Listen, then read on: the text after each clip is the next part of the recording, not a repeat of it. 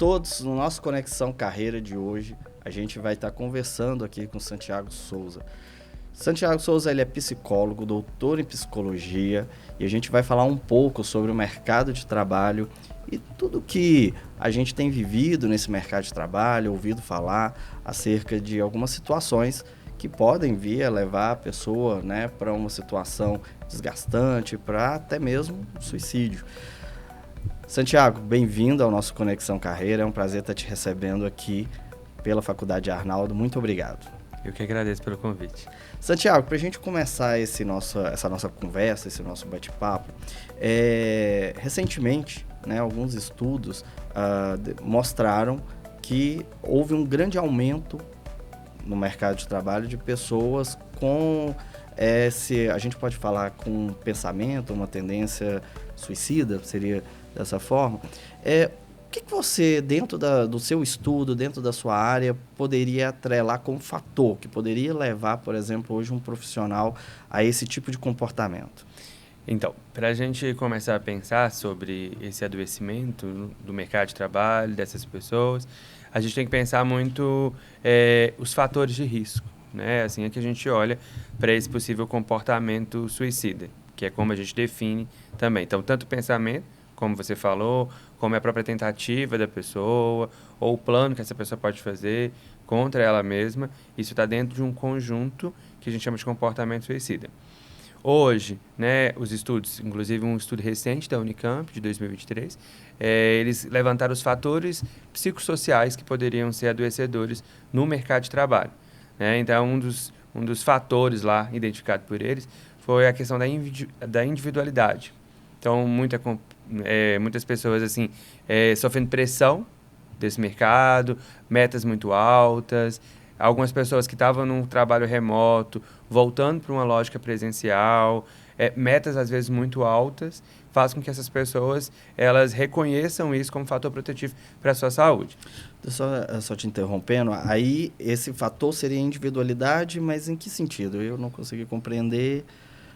É porque para a gente, na psicologia, cada pessoa ela vai ler, ela vai observar esse mercado de uma forma. Uhum. Né? Então, vamos pensar, nós dois estamos trabalhando em uma empresa, executando a mesma função. Né? Você pode, diante de uma meta colocada pela empresa, entender que está ok, eu vou tentar superar essa meta. Eu posso, diante dessa meta, entender, nossa, eu nunca vou dar conta de superar essa meta. E aí a gente tem que lembrar que algumas pessoas elas podem ter sofrimentos mentais. Entendi. Então a questão da individualidade é justamente isso que a pessoa traz para si, né? Isso. Então, muitas das vezes, ele pode pensar uma incapacidade, um desvalor, não conseguir muito bem entender e, às vezes, não tem assertividade de perguntar para esse chefe, né, para esse coordenador ali e colocar muito interno essa cobrança, o que faz com que essa pessoa aumente o número de pensamentos, de emoções e, às vezes, até sintomas físicos mesmo. Uhum. Esse seria o primeiro fator. Teria alguns outros fatores que, né, podem ser levantados? Um fator importante a gente pensar é o que tem nessa organização, o que tem nessa empresa que está ali, que pode ser saudável. Né? Vamos colocar assim de forma mais simples, porque a gente chamaria, na teoria, de fatores protetivos. O que é saudável para esse indivíduo nessa organização? Então, a gente já tem organizações que pensam na qualidade dele dentro da organização, no tempo de lazer dele dentro do próprio espaço ali da organização. Então, não ter esse ambiente onde ele possa respirar dentro de uma organização é um fator de risco. Né? Porque, vamos pensar, dependendo da carga horária que esse funcionário está ali dentro de uma instituição, ele passa mais tempo com essas pessoas e esse estudo também levanta o quanto que o contato entre as pessoas na organização pode ser um fator de risco. Porque eu posso te ver como protetor, no sentido de conversar com você, falar com você do que está acontecendo comigo, ou eu posso entender que você é um risco. E se eu entendo que você é um risco, eu vou ter outro fator estressor ali naquela rotina, além desse que nós falamos, da meta, né, da cobrança, eu tenho como que essa pessoa também percebe os colegas ali de trabalho, que muitas das vezes pode ser um fator de risco.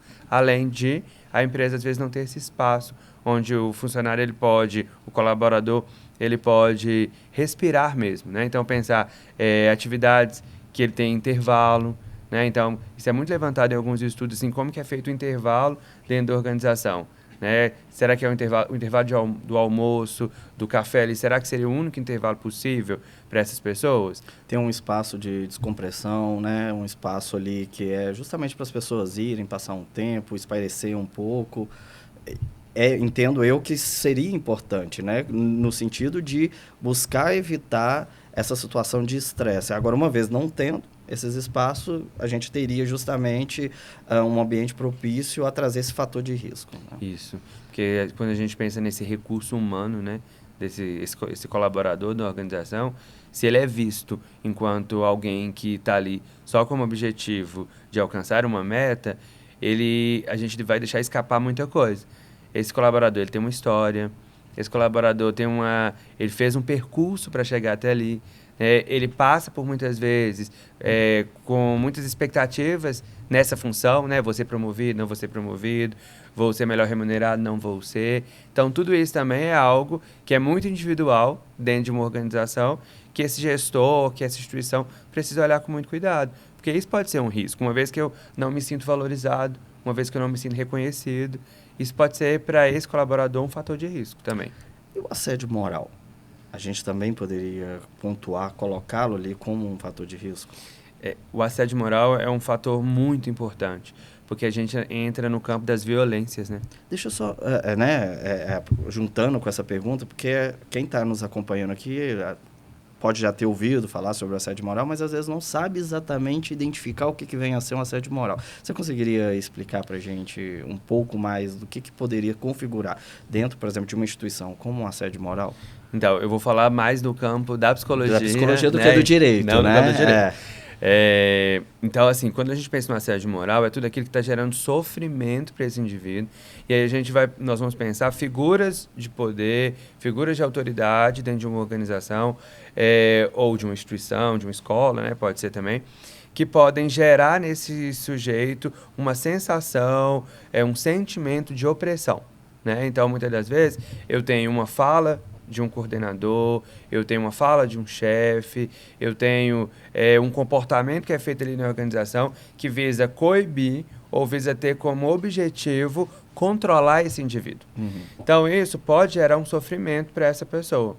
E se gera um sofrimento para essa pessoa, isso a gente pode entender na perspectiva também de violências, né? Eu sempre gosto de colocar esse conceito de violências no plural para a gente conseguir também vincular com o assédio moral e pensar quantas violências são possíveis em um espaço, numa comunicação, por exemplo. Então, se eu interrompo sua fala, se eu diz que você não está sabendo o que você está dizendo, eu vou te falar, na verdade, é isso, né? Eu estou explicando o que você acabou de me dizer. Se eu tento, toda vez que você traz alguma ideia ou alguma proposta, eu invalido o que você está fazendo.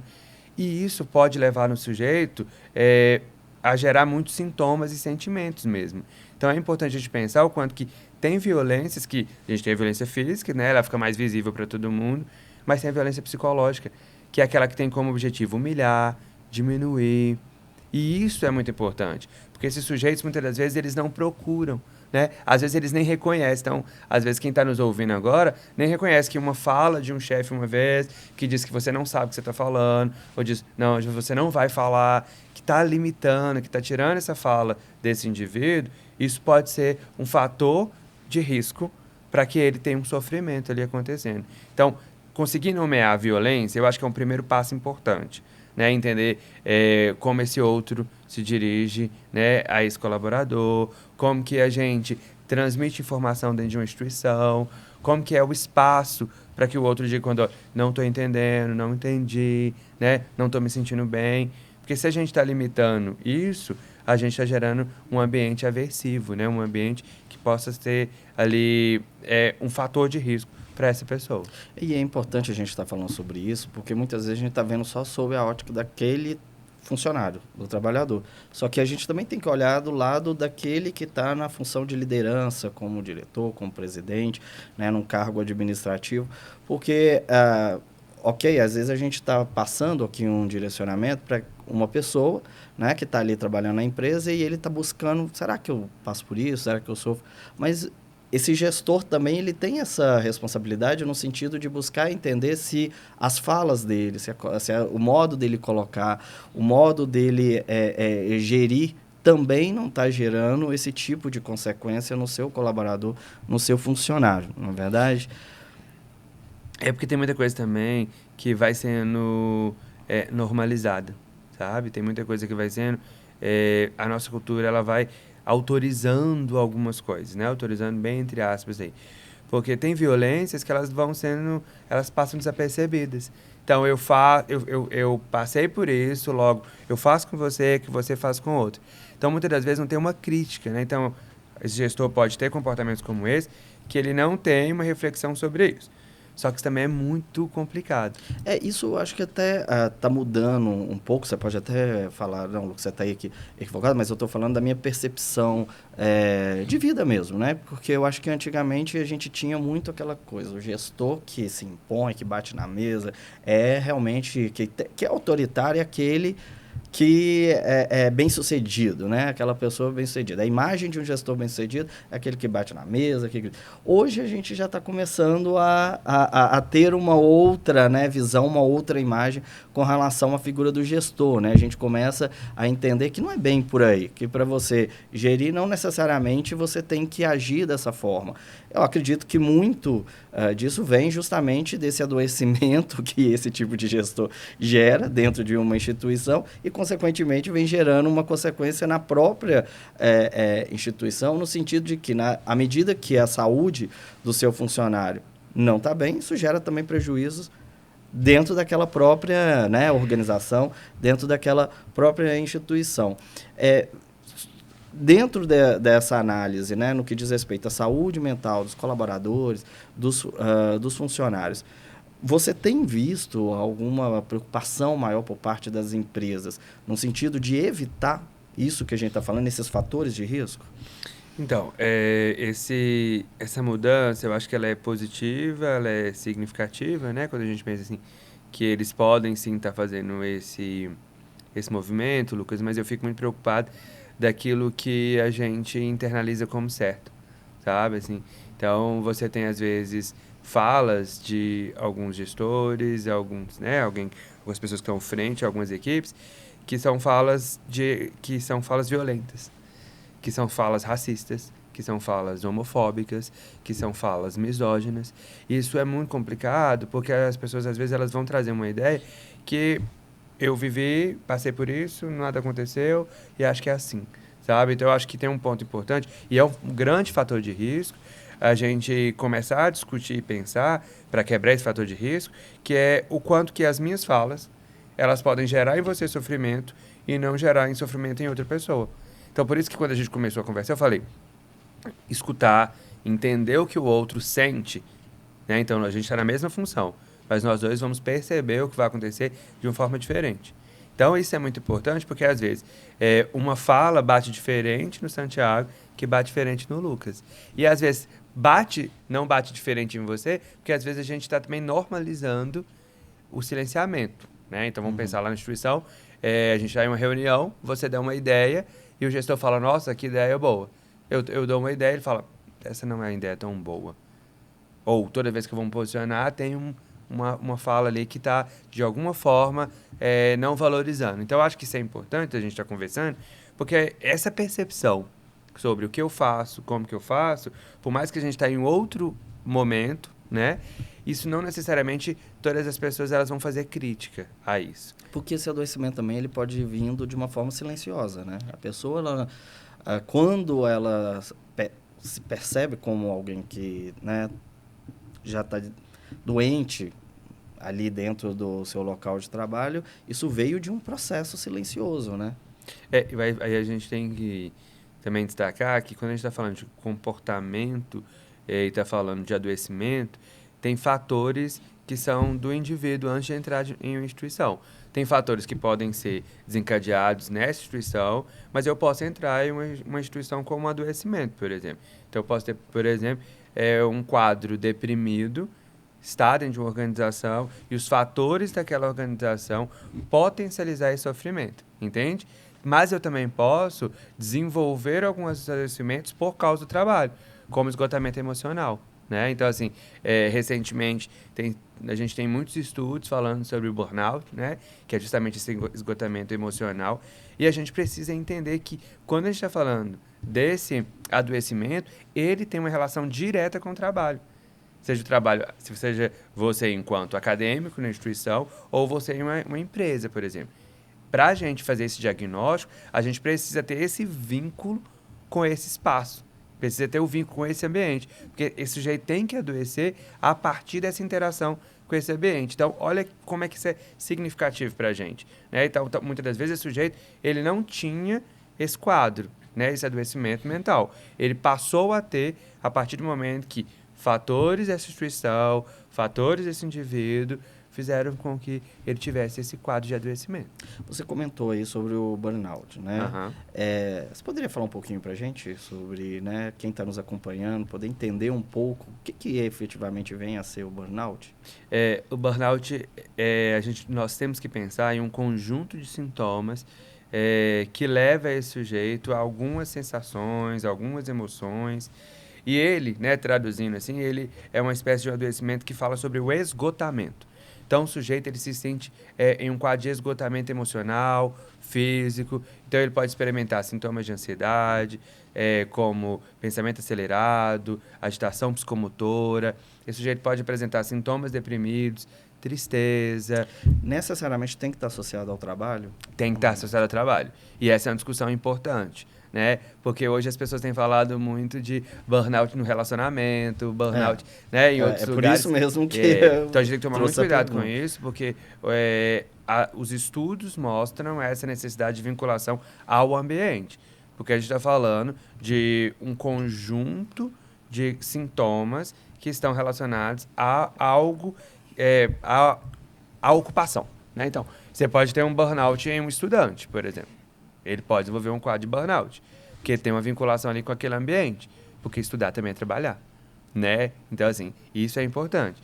Mas a gente tem visto muitos estudos demonstrando a relação de alguns grupos, por exemplo.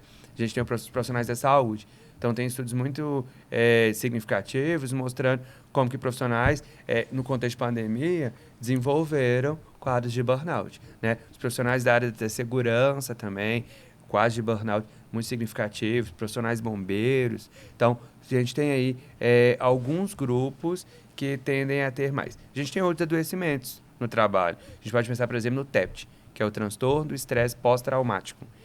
O TEPT é importante da gente falar também, porque o TEPT, às vezes, a pessoa pode passar por um evento traumático no trabalho e desenvolver esse quadro, né? Que é, por exemplo, uma pessoa pode passar por um assalto no trabalho. Ela pode desenvolver um adoecimento a partir desse assalto que ela vivenciou ali. Então, isso é importante porque ele vai começar a ter sintomas físicos, né, sintomas mentais. É isso que eu ia perguntar. Uma vez a pessoa passando, tendo, TEP? TEPT. TEPT. Como que ela percebe? Quais são os sintomas que ela teria? Então, um sintoma muito importante no TEPT é a revivescência, né? Então, é como se fosse uma volta àquela situação que ele vivenciou. Então, vamos pensar em um funcionário aí de um banco que sofre um assalto. Então, ele vai estar em um momento que esse assalto não está acontecendo e vai vir toda aquela lembrança de uma forma viva. Então, ele tem todos os sintomas físicos, né? Então, o pensamento acelerado, taquicardia, sudorese, pode vir outras emoções associadas ali com ele também. Por que isso também é importante a gente destacar? Porque quando a gente fala do suicídio, não é que só pessoas que têm sofrimento mental, transtornos mentais, eles vão ter o comportamento suicida. Os estudos mostram que pessoas que não têm transtorno mental também se matam, né? Mas puxa para a gente uma atenção maior quando essa pessoa ela tem um sofrimento mental. Então, se você está aí com um colaborador na sua instituição que tem um sofrimento mental, é muito importante a gente garantir um suporte para essa pessoa, né? O Ministério da Saúde trabalha com uma proposta que é rede salvadora. É muito interessante a gente pensar como que isso pode ser levado para dentro da instituição.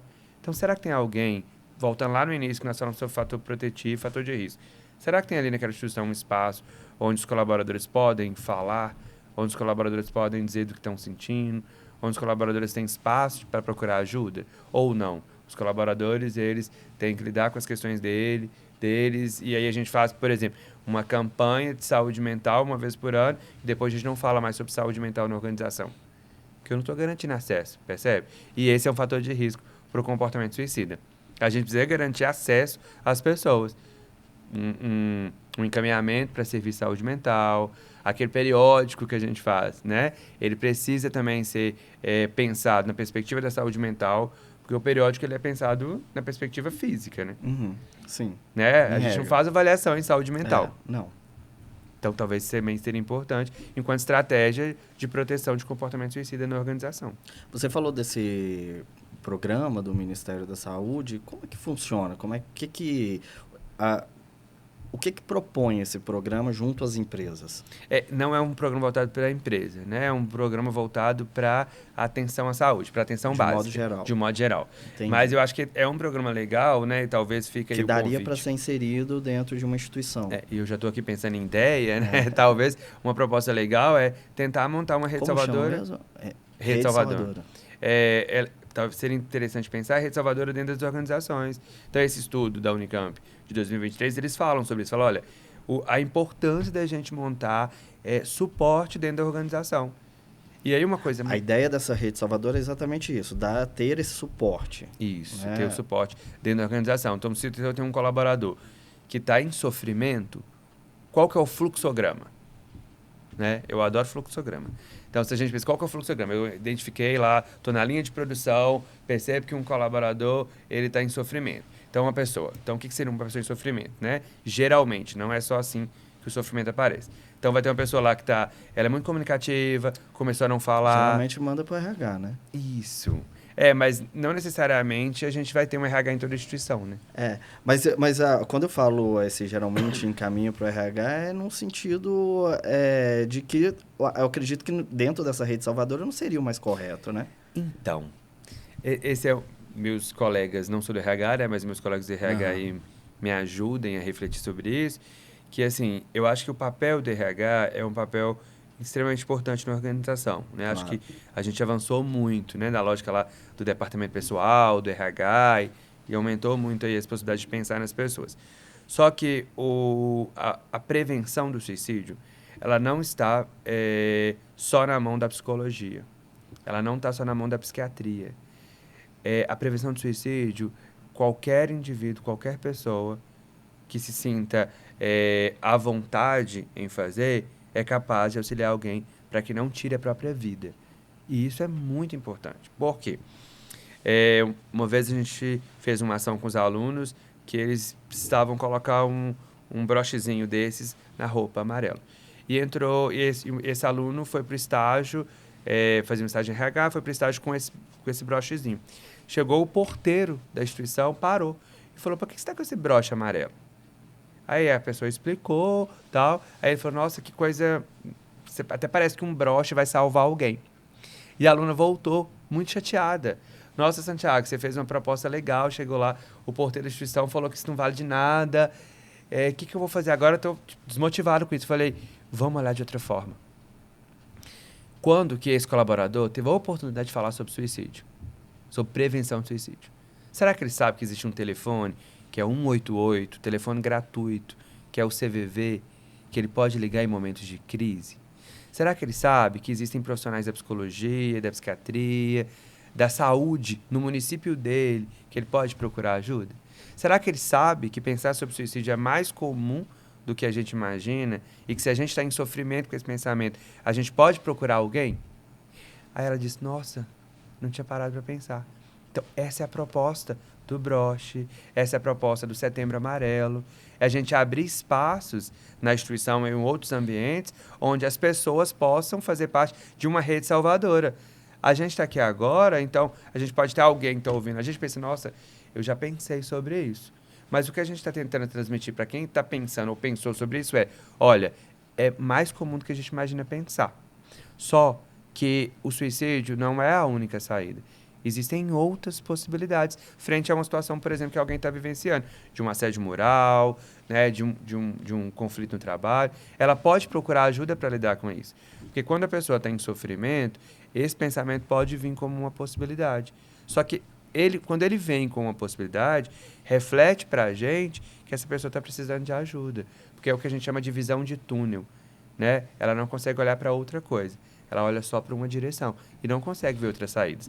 Eu poderia conversar com esse chefe, eu poderia conversar com um colega que está no setor comigo, eu poderia procurar um psicólogo, eu poderia fazer uma atividade de lazer ou prazerosa para mim, para tentar esquecer um pouco essa questão que eu estou passando no meu trabalho. Entende? Então, assim, a ideia da rede de proteção, da rede Salvador, é justamente pensar em pessoas que não só o RH. Então, eu vou tirar do RH, não que o RH não faça, né? Ele faz lá as estratégias de saúde na organização, mas eu vou ter outras pessoas, como a pessoa que trabalha no setor comigo. Como suporte, um apoio, né, muito mais amplo, né, dentro da instituição. Tem um estudo do Sul que é muito interessante, que lá a gente tem um número de suicídio muito alto relacionado a profissionais da área da agricultura, porque eles vão manejar muito um veneno ali para o trabalho deles. E aí eles fizeram uma ação lá, que foi colocar na caixa que guarda, que armazena o veneno, no armário, antigamente era um cadeado. Eles colocaram 2 cadeados. 2 pessoas diferentes ficavam com a chave. Então, se você tivesse um pensamento e que seu plano fosse esse, você irá abrir e executaria. Como somos nós dois, quando você pedir para ir, eu vou te perguntar por quê. Vai ser uma barreira de acesso ao que a gente chama de método, né? E olha como é que isso é importante. Uma ação que pode parecer pequena, né, mas que tem um impacto muito grande. Porque uma das ações que a gente precisa fazer é fazer barreiras de acesso a método. Isso é muito importante. Então, por exemplo, quando a gente está falando do pessoal da rede de hotelaria, é muito importante pensar nas janelas do estabelecimento. Às vezes as pessoas não pensam na janela, né? Como que eu deveria colocar travas nessa janela? Por que essa janela abre toda, né? Eu pensar muitas das vezes, né? Se eu tenho alguém em sofrimento perto de mim, por que essa pessoa anda com tanta medicação? Então, algumas estratégias, elas são importantes para a gente conter alguns métodos que existem. E você está falando isso, né? Se tem alguém ali perto de mim, por que está usando tanta medicação? Quem vai conseguir perceber essa situação, às vezes é o colega de trabalho que está ali do lado, né? Às vezes é o chefe direto, o colega de trabalho. E aí isso tudo junta justamente com o que você está falando, de fazer uma rede de proteção muito mais ampla. Claro que não desmerecendo os profissionais de RH, mas que tenha também outros profissionais que possam fazer parte, né, dessa rede de proteção. Eu acho que o pessoal do RH que está ouvindo a gente vai ficar até mais feliz, porque a proposta não é invalidar, muito pelo contrário, é somar forças. Porque quando o RH está ali tentando pensar ações, né, dentre diversas ações, que são ações também voltadas para a saúde mental desse colaborador, se a gente tem pessoas que estão ali somando, que não necessariamente são desse setor, a gente está montando essa rede, que é uma rede de proteção. Uma rede que pode ser salvadora. Então, o RH está lá e ele não vai perceber, às vezes, que um colega que é muito comunicativo, que é muito brincalhão, né, que participa de tudo, sempre está ali interagindo com todo mundo, ele está faltando mais. Ele não está tão comunicativo assim. Ele está com desempenho diferente. Mas eu, que estou do lado dele, percebo. E eu posso abrir uma conversa, né? Perguntar como que ele está, perguntar o que está acontecendo, se ele precisa de ajuda. Isso já é um fator protetivo excelente. E esse estudo da Unicamp mostra justamente isso, assim, o como que esse colega, essa pessoa que está do lado, ela é um ponto da rede extremamente importante para a gente. Você comentou aqui, né, em um momento aqui na nossa entrevista, de que as pessoas às vezes pensam que quem tem esse comportamento, esse pensamento suicida, é só pessoas que teriam um adoecimento mental. Um adoecimento mental. No caso, o mercado de trabalho, que a gente está falando, que a gente está tratando aqui, esse adoecimento mental poderia vir justamente a partir do burnout, dessas situações que a gente comentou. Essas situações, elas poderiam configurar esse adoecimento mental, que poderia levar, então, a esse comportamento suicida. Seria isso? Porque quando a gente pensa nessa relação com o estressor, que pode ser o trabalho, isso a gente chama de gatilho. Isso pode ser um gatilho que vai ativar uma vulnerabilidade que esse sujeito já tem ali para um sofrimento. E aí faz com que ele comece a ter alguns pensamentos, que ele tenha algumas emoções, que ele tenha alguns comportamentos que podem ser, dentre esses, o comportamento suicida. Entendo. E, Santiago, hoje em dia, né, a gente vê muito, principalmente quando a gente fala de redes sociais, né, as pessoas gostam, né, de postar muita coisa na rede social. E a gente vê a necessidade que as pessoas têm de mostrar que está sempre produzindo, que sempre está tendo resultado, que, né, eu produzo, eu dou resultado. Isso também é um fator que pode levar a esse adoecimento e, consequentemente, gerar um comportamento suicida? A gente tem que primeiro entender qual que é o papel da rede social, né? Assim, qual que é o papel desse aplicativo, qual que é a percepção que lá no início que a gente estava conversando, como cada um percebe isso. Esse sujeito que já tem uma vulnerabilidade, que está ali naquela rede social e percebe, por exemplo, que eu não estou tendo o desempenho que essas outras pessoas estão tendo, eu não acordo 5 horas da manhã, faço uma academia, tenho um almoço fitness, chego 11 horas da noite, estou lendo um livro, isso pode ser um sofrimento. Porque muitas das vezes, os filtros da rede social, eles estão ali justamente para recortar isso, né? Para recortar o seu melhor momento. Mas nem todo mundo, nessa perspectiva de filtro mental que eu te falei, vai conseguir ver isso. Porque a gente tem um outro pensamento que chama o pensamento do tipo tudo ou nada. Que é o pensamento que se eu não fizer assim, nada tá certo, tá tudo errado, associado a um outro pensamento que é o catastrófico. Então, se eu não estou conseguindo ter desempenho, então quer dizer que minha vida é ruim, quer dizer que eu não faço nada direito. E isso pode gerar muito sofrimento para alguém. Porque a rede social, ela pode ser, né, para algumas pessoas, fator protetivo, é uma forma de interagir com as pessoas, de fazer conexão, mas para outras pessoas vai ser risco. Porque tem ali padrões que eu não vou conseguir. E aí, o que eu gosto sempre de pensar com os meus pacientes, por exemplo, é o quanto que a rede social é um modelo a não seguir. Porque se você está ali na rede social, você está fazendo registros, você está fazendo quais registros? Quantas pessoas que você conhece que estão lá na rede social dizendo que estão esgotadas? Quantas pessoas estão na rede social estão dizendo que não estão dando conta? Recentemente, uma cantora famosa foi lá dizer que não, não consegue ir sem maquiagem, né? Para uma entrevista ou para uma foto. Olha como que isso é impactante, né? Quantas pessoas olham para um artista e falam: nossa, mas minha pele não é como a dela. Nossa, mas meu rosto não é como a dela. Nossa, ela está sempre bem. Como que isso é impactante? Porque essa pessoa está lá na casa dela, numa sexta-feira, cansada, depois de uma semana de trabalho, vai olhar e fala: nossa, mas essa pessoa depois de uma semana está assim? Isso vai ser risco, né? Porque não necessariamente a gente, tudo, eu gosto de dizer que a nossa mente, gosto de dizer não, né? Alguns autores dizem isso, que a nossa mente, ela mente pra gente. Então, nem tudo que a sua mente está te dizendo é verdade. Às vezes você está fazendo construções, você está olhando um Instagram de alguém e está dizendo: todos os homens são assim, todas as mulheres são assim. Mas será que são todos?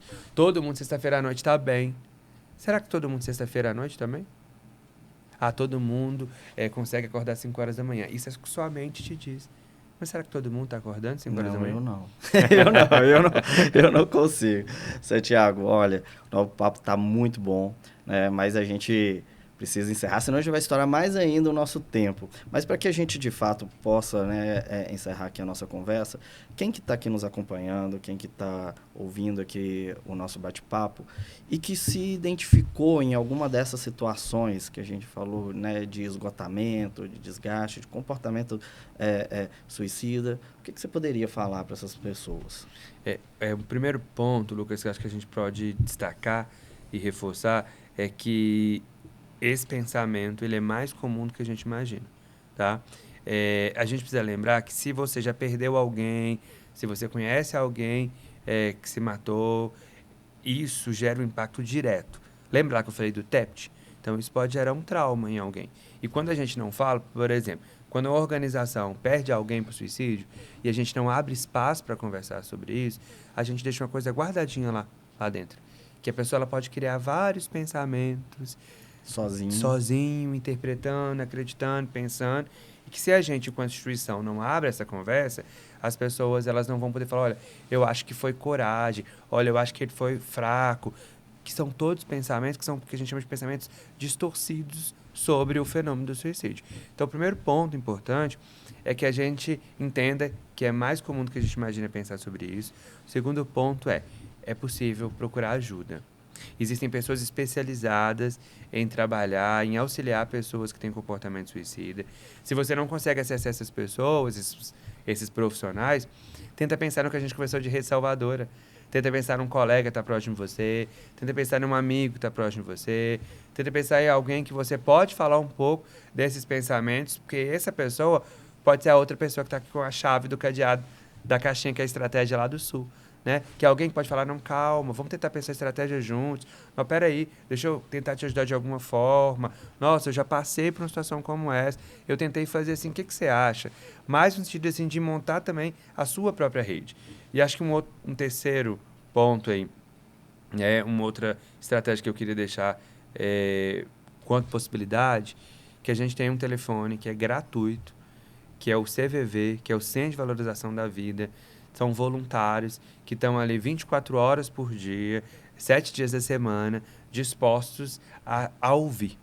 Então, se você ligar 188, ou se você entrar no chat, coloca lá no Google CVV, você vai ter um chat onde você pode conversar sobre o que você está sentindo, sobre uma sensação que está passando por você, sobre um problema que você teve no trabalho. E esse contato, ele vai ser um fator protetivo. Então, a gente precisa cuidar dos nossos fatores protetivos. Então, você, Lucas, precisa pensar nos seus fatores protetivos. Então, diante de uma situação no trabalho, da sua vida profissional, que a coisa está... você está se sentindo sobrecarregado, esgotado, o que você faz para aliviar? Você falou de descompressão, né? O que você faz para garantir que isso dê uma aliviada? Mesmo que momentânea, mas que dê uma aliviada. E aí, a gente tem que tomar muito cuidado para não buscar fatores de risco. Porque, muitas das vezes, o álcool, a rede social... né? Um novo trabalho, um novo projeto pode ser algo que vai te adoecer mais e não vai te ajudar. A gente, né, assim, na psicologia, a gente tende a ideia de estimular os pacientes a buscarem aquilo que vai te trazer, naquele momento, um alívio. O que vai te trazer um alívio? Né? Eu sou uma pessoa que adoro chá. Eu adoro chá, tomar um café, tirar um tempo para mim. Acho que isso é importante, mas isso é o que funciona para o Santiago. Pode ser que para você um café e um chá não funcione. Viajar. Então é um excelente fator protetivo. Então, cuidar dos nossos fatores protetivos é extremamente importante. Porque quando você falou lá do gestor, então o gestor, o que ele pode auxiliar esses colaboradores? Buscar os fatores protetivos. Mas também não esquecer que o gestor também precisa de fatores protetivos. Santiago, olha, a gente podia continuar aqui, né? Um papo muito interessante e relevante, né, para todos que estão acompanhando. Tenho certeza que muita gente, né, deve estar refletindo, pensando sobre tudo isso que a gente conversou. Eu falo que é uma conversa, um bate-papo que trouxe um assunto de utilidade pública, né? É necessário falar sobre isso, é necessário conversar sobre essas questões, porque eu acho que só conversando, debatendo, falando sobre isso é que a gente vai conseguir, de fato, proteger melhor as nossas vidas, né? Eu acho que a gente pode dizer dessa forma. Santiago, muito obrigado. E você que está acompanhando aqui as nossas redes sociais, o canal no YouTube, continue acompanhando o nosso Conexão Carreira, que com certeza vão vir muitos outros papos, outros encontros tão interessantes quanto esse. Muito obrigado e até a próxima.